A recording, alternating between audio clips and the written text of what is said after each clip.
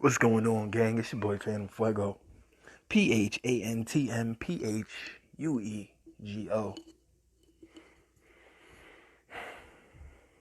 I mean, where do I start?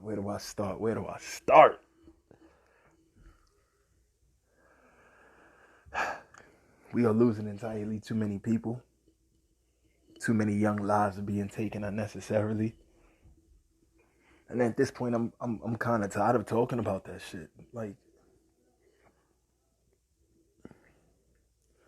another protest, another march, another settlement, another lack of guilty verdicts, another set of officers who will be,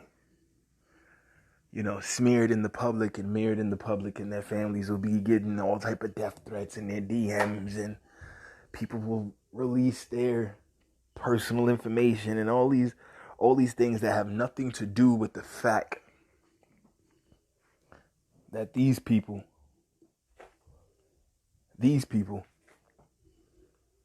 will now never be home again. Or in one individual's case will never walk again.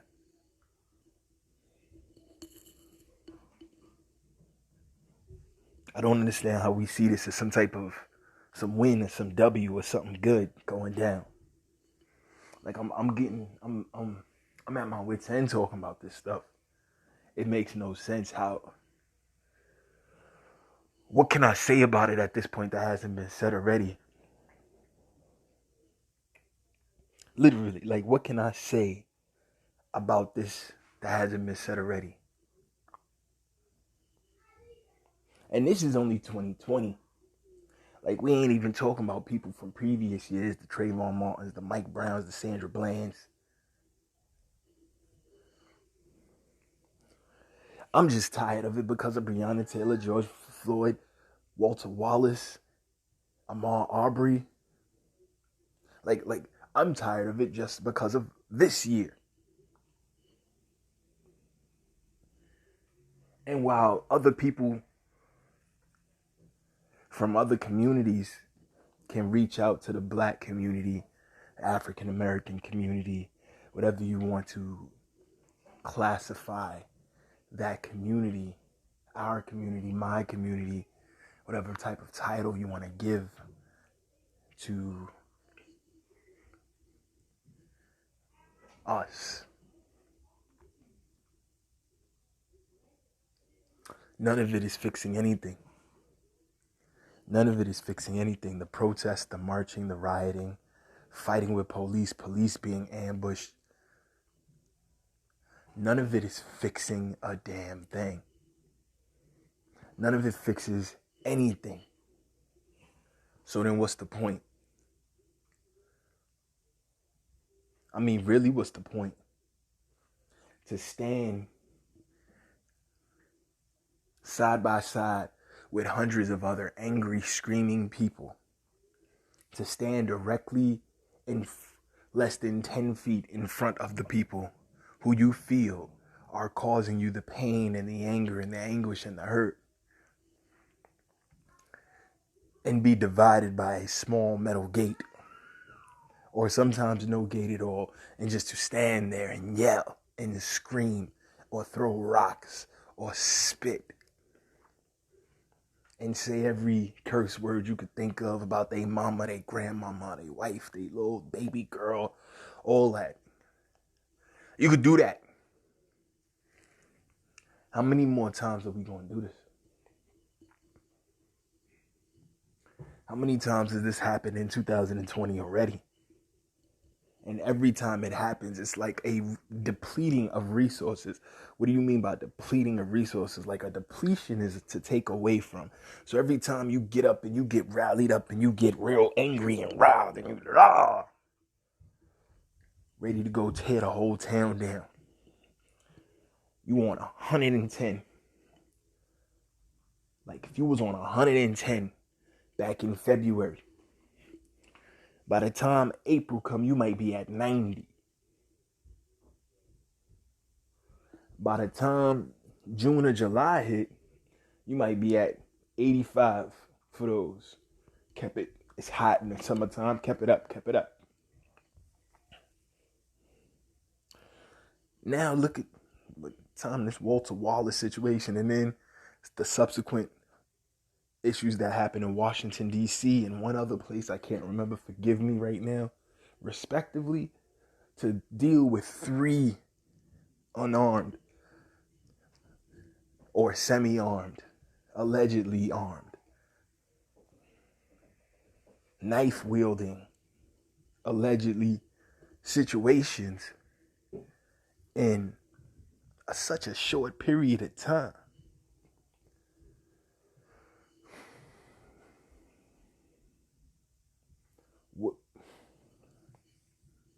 What else is going to happen? But you're going to become weaker with each confrontation of using resources, of using energy, of using time. And eventually, sadly, what can begin to happen is there will be no fight left. What you talking about, Phantm? You sound crazy. There will be no fight left in the people. Because the people are literally battling 100 battles at the same time. Battles from the beginning of the year that still have not resolved out. New battles that are popping up every day. And as these new battles take place, if you have an army, and you have an army of 1,000 soldiers, and every time a new battle starts, you got to take a piece of your army and split it off to go fight on that front. Not only will all your soldiers be tired, but they'll be completely disjointed because they're all scattered all over the place trying to fight a war. Your army at 1,000 soldiers already and willing to do whatever to die if they had to would probably win. But 100 soldiers here, 50 soldiers there, 25 soldiers here, 60 soldiers here, 150 soldiers there, 75 soldiers there, 30 over here, another 100 up the block. If you win any of those individual battles, you'll be lucky. But you will not win a war. You will not win a war. There is no way to win a war with that type of strategy. It's just simply not possible. While your resources are going down, your troops' morale is going down, like how they're feeling about themselves, because they may have went out there and won the first day, put their foot in the cops' behind, made the cops look silly and feel bad, got the cops uniting, holding hands, doing knees, etc. You might have got that the first few times, but there is no way you're going to continue to get that level of participation from the alleged opposition, nor will you get that much participation from your own troops if the particular campaign, which is what you call, big war series, a big military group or a small military group, they go out battling on different fronts. You're having a campaign. There's no way that you can expect an army, a military, a unit, a crew to win that campaign. Not every single battle. And very often, an army can lose a few battles but still win a war. Sometimes a military leader will even pick a place that they know they may not win and give up that particular front, give up that particular base, give up that particular position, that stronghold, etc., that fort that was there.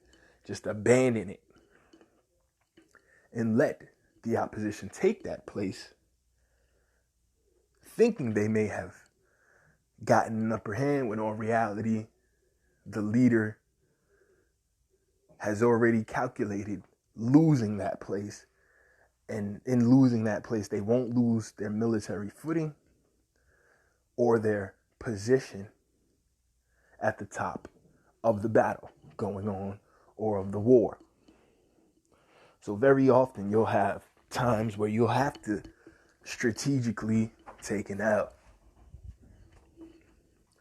But if you're having to strategically take L's all of the time, or if you're having to literally use up almost all of your resources every single time you want to win just one battle,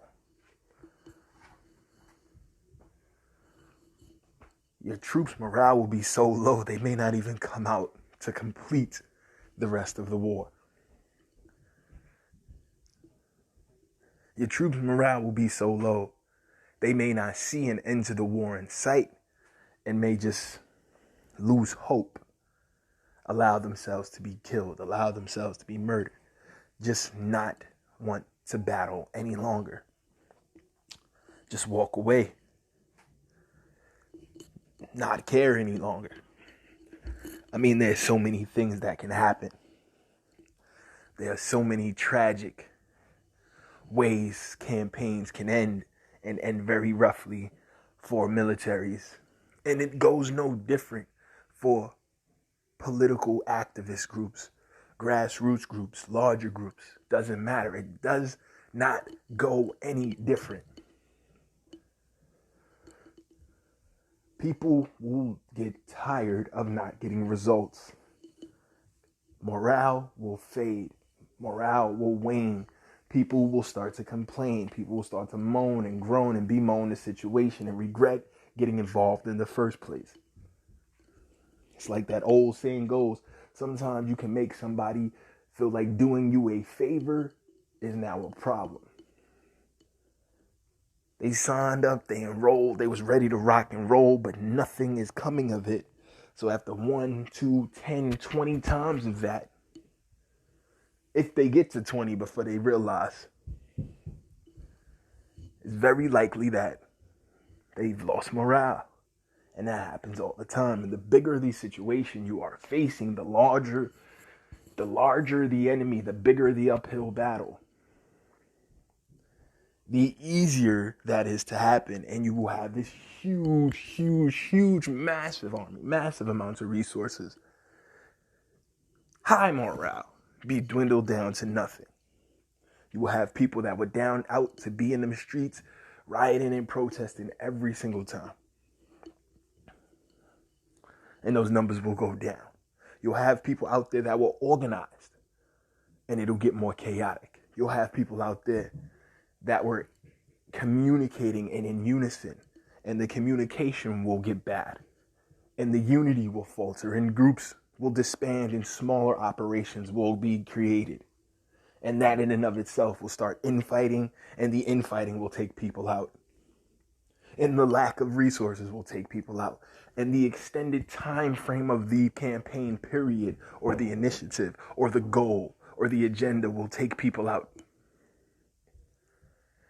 So forgive me, y'all, if I'm just tired of talking about this at this point, because it doesn't seem like anything is going to change. It doesn't seem like anything is going to improve or going to get better. So I don't know how to keep talking about this now. I don't understand how this makes any sense at this point. Somebody has to explain this one to me. It's your boy Phantm Phuego. This is his ghetto point of view, bringing you the news, views, previews, and reviews with just a twist of his ghetto point of view. Catch me on Anchor, Spotify, Overcast, Radio Republic,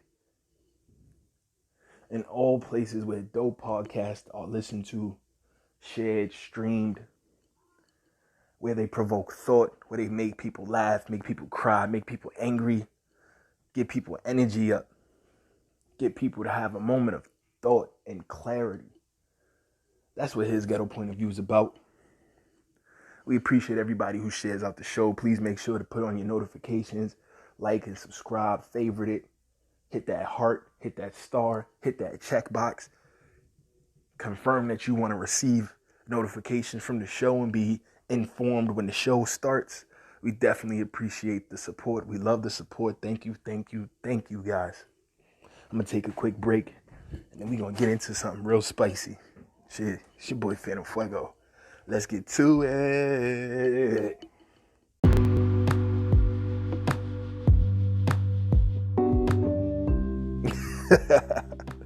Yeah, so we back. Like I said, guys, I'm sorry if y'all came here to hear me rant and rave about Walter Wallace and why it is not okay for us to get gunned down in the middle of the streets.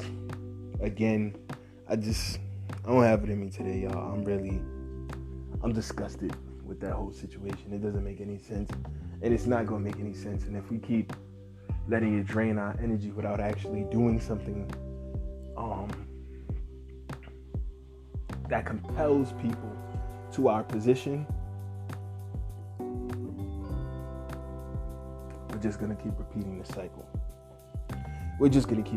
cycle. So anyway, I say all that to say, in music news, Trippie Redds just dropped Pegasus, 32-track album, 6 of the tracks were kind of just these spooky sounds and not really actually tracks of an album. Features on the album included Chris Brown, Young Thug, Busta Rhymes went off on a verse. It's really, really amazing. I personally would give it 7 out of 10 matches. I don't think that project personally needed 32 tracks, and a lot of the tracks were just like laughing, woo, ah, ah, and woo, and ah, like it was like all these spooky sounds. And shout out to SoundCloud because they took that and turned that into a whole nother album called just Spooky Sounds. And I'm sure his team has something to do with that too, get those numbers way up. Get those first week numbers way up. But yeah, I mean, listen, I'm a big Trippie fan. I've been a Trippie fan for a while now, since Love Scarred. He's grown as an artist. He's just a fun guy to interview. If you guys ever watched that show on Netflix where they have the different celebrities or artists, entertainers, etc., or some of the people that are behind the scenes that are making a ton of money, spending money, just buying stuff, and just very much in the vein of one of those Rich and Famous shows, Lives of the Rich and Famous shows. It's a very dope show. Just to see people do silly stuff, and Trippie Redds has an episode on there where he's eating insanely hot chicken and just breaking stuff and just being destructive. And so it's cool. Dropping Cash, I think it's called, or Dropping Cash, something to that effect. Dropping Cash, Spending Cash. It's on Netflix. Dropping Cash, I believe it's called, though. Let me get that correct. Dropping Cash, and he has an episode on there that's really fun. He's just a fun guy, just to see his growth and development, and just his overall. He just seems like a fun, cool kind of vibe that he tries to put out at all times. And so it's definitely cool. This particular project, though, not the biggest fan of it. I felt there was a lot of amazing records on here, but there was some records, to be honest, I could have did without. 7 out of 10 matches, definitely worth a listen. Pegasus is a cool project, but it's not. Oh my God, the title track Pegasus was pretty cool. Again, it was more. This album is much more like a chill. It was just a vibe. He's got these flavors, these colors, these moods that he likes to present when he does music, Trippie. And so I feel like he really relied on a lot of the moods, the colors, the vibes for this album, as opposed to, really being in the studio, like going super insane about lyrical content. This was more creating beautiful songs and creating, painting this palette, painting this picture. And I think the real Trippie fans will like it. People that are not real Trippie fans probably won't gravitate to this project, except to maybe some of the singles.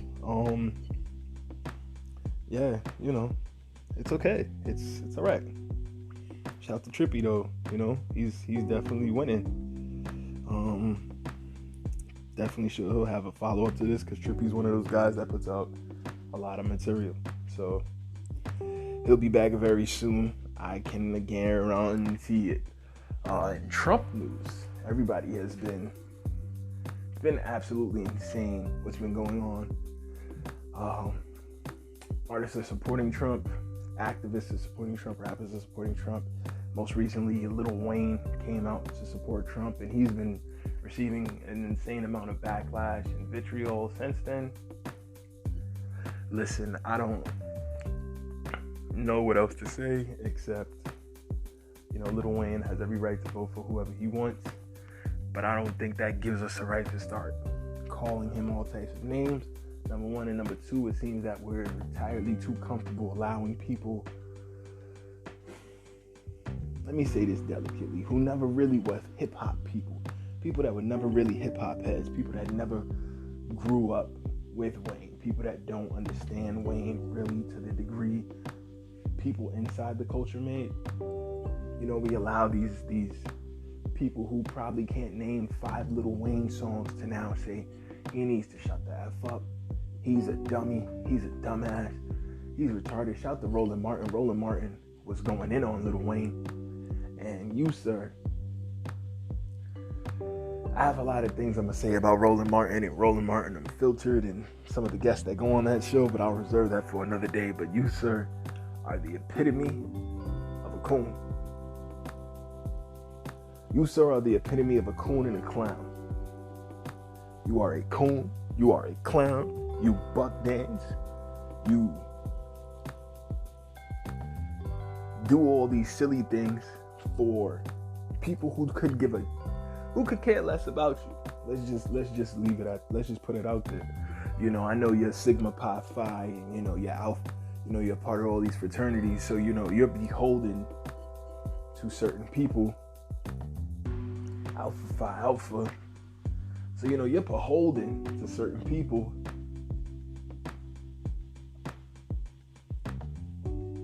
And you let those allegiances be clearly known when you say certain things that you say. You don't like who he's voting for, that's fine. But why, as a man who's politically and socially completely tapped in, there's very few people I imagine you couldn't get a hold of, even if they don't personally have a phone and they only let their assistants have phones, or their handler might have a phone, or their management. You can get in contact with people. Who knows who to make that call happen within a day or so, if even a day. I don't get why this was necessary before at least talking to the man.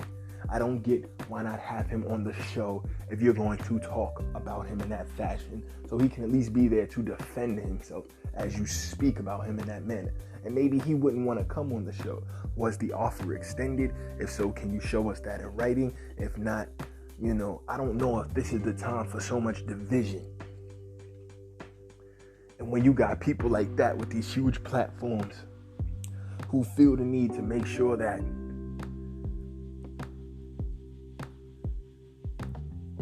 their caretakers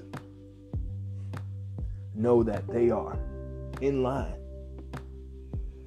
then you get these very bad situations. And it's very unfortunate,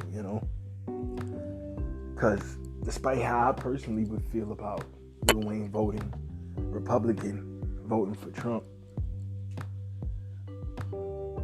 to go on your platform and try to assassinate his character,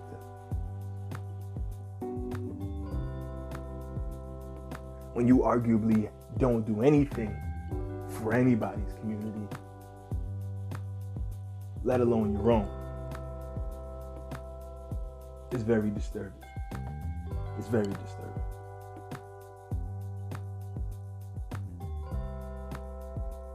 I'm going to get into Roland Martin deeper on another day. Today's not the day, guys. Today's not the day. Today is not the day. Roland Martin, you buck dancing, bamboozled, hoodwinked, cooning cowboy. You buck dancing, bamboozled, hoodwinked, cooning cowboy.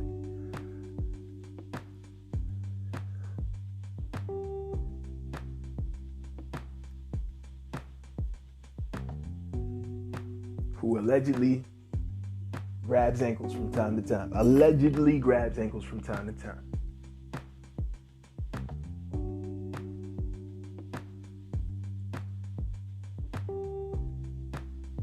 Do me a favor.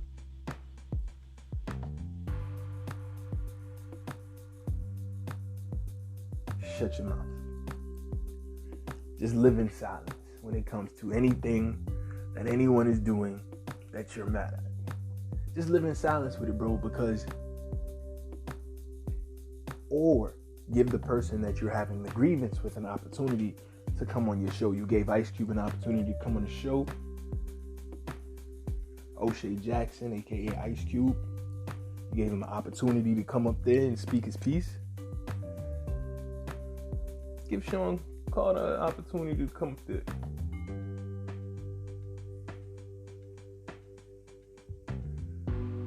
Or is it Dwayne Carter? I'm sorry, give Dwayne Carter an opportunity to come through and talk to you. And I think that would be a fair and just way to handle it. Or not. You don't have to do anything at all. So, and that's all I'm going to say about that for now. In NBA news, the Utah Jazz sold for $1.6 billion. That is billion with a B. $1.6 billion.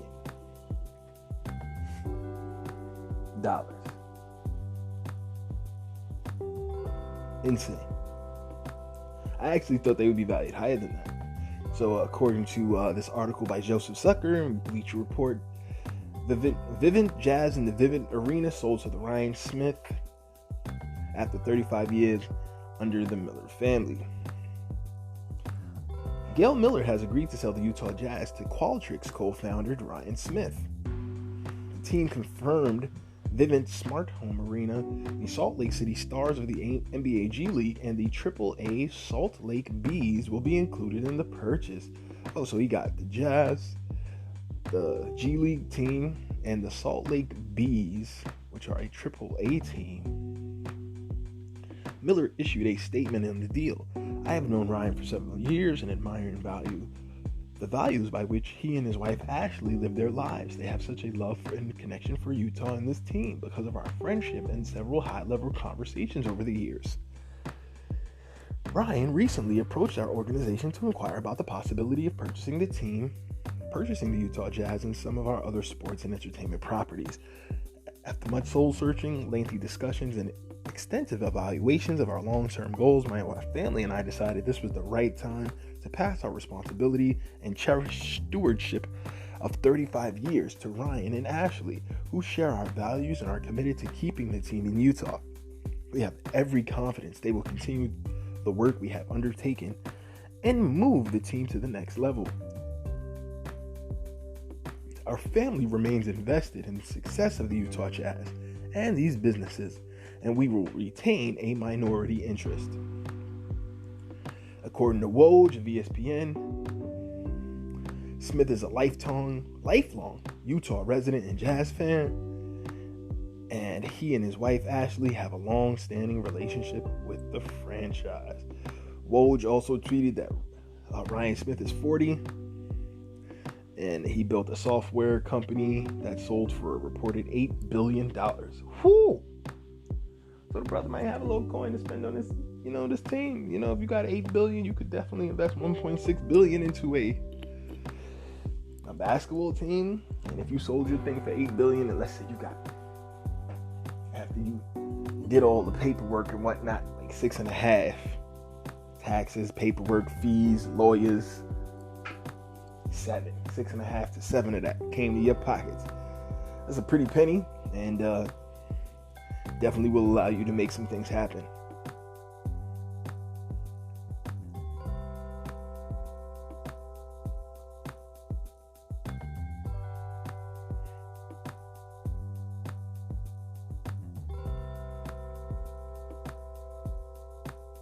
So, shouts to them. This looks like this is going to be an amazing deal.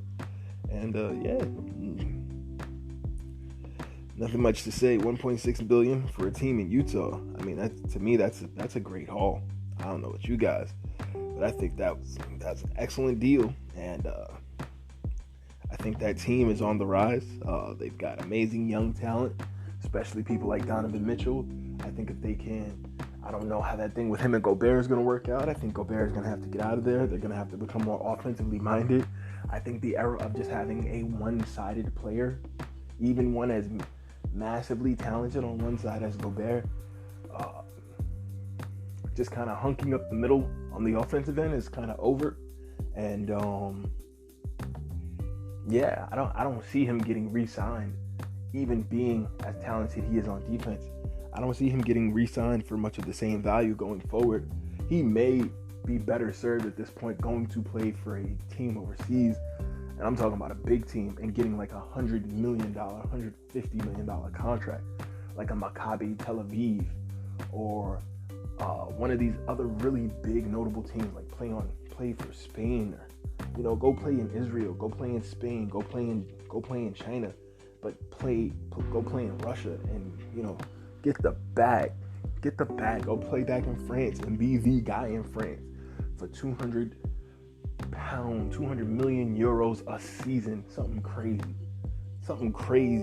because he gonna come in there, and with all of his abilities, we may think he's not offensively skilled to an NBA level, but play down one or two tiers and he's going to win 6 or 7 championships just based off of his defensive acumen alone, and he'll rack up 15 to 20 points a game and start looking like this crazy Gobert that would never exist in the league. So I say Gobert should go and just play in another league, to be honest. In other NBA news, Daryl Morey got a 5-year deal to now be the GM for the 76ers. I think the 76ers are all the way going up next season. I very, very seriously see the 76ers in the finals. I very, very seriously see the 76ers in the finals next year. It looks like the season will start on January 18th, even though a lot of the higher-ups in management was pushing for a December 22nd start date. January 18th looks like a more feasible one, more reasonable. Players will get more rest and have better time to rejuvenate, heal, and be geared up to start a season. I just, with all the junk LeBron was talking about, I can't play if I won't play for the first month. Then if the season starts January 18th, he better be playing the whole season. That's all I'm gonna say. We should start the season January 18th for you to only be available for half the season. For half the season anyway. So out of 72 games, if you only play 40, then they could have started the season in December, and what would it have mattered? But we'll see what happens. We will see what happens. In other NBA news,